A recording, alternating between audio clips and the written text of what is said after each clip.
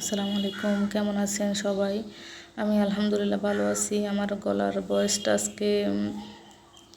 ভয়েসটা আজকে একটু সমস্যা করতেছে, ঠান্ডা লেগে গেছে, তো সবাই একটু ইগনোর করবেন। তো আমি এই যে কিছু জামা সেলাই করছিলাম, ছোটো বাবুর একটা ড্রেস কীরকম হয়েছে বলবেন। এই যে আরও কিছু জামা সেলাই করছি, এগুলাই দেখাতেছি আপনাদেরকে। তো এগুলা ভাঁজ করে দিয়ে দিব। তো আসে নিয়ে যাবো ওরা।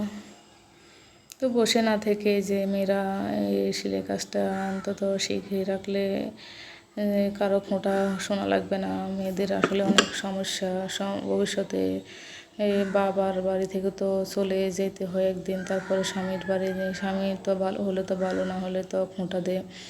তারপরে এরপর আসে ছেলে মেয়েদের বেলা, সবাই মানে ভালো হলে তো ভালো, না হলে খোঁটা দিবে ওই।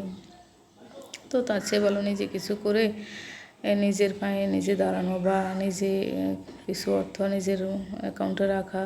আমার মনে হয় মেয়েদের জন্য এটা একবারে গুরুত্বপূর্ণ এবং একবারে দরকার এটা। তো সেই জন্য আপনাদেরকে বলতেছি। তো আপনারা আমারই অল্প একটু সামান্য এই চেষ্টা, আপনারা চাইলে আরও বেশি কিছু করতে পারবেন ইনশাল্লাহ। আমার তো আর এখন সময় নাই। তো যারা অল্প বয়স, যারা দেখতেছেন, তারা এখন থেকে প্রস্তুতি নেন। তো সামনে আপনাদের অনেক কিছু ফেস করতে হবে, তো এখন থেকে প্রস্তুতি নিয়ে নেন।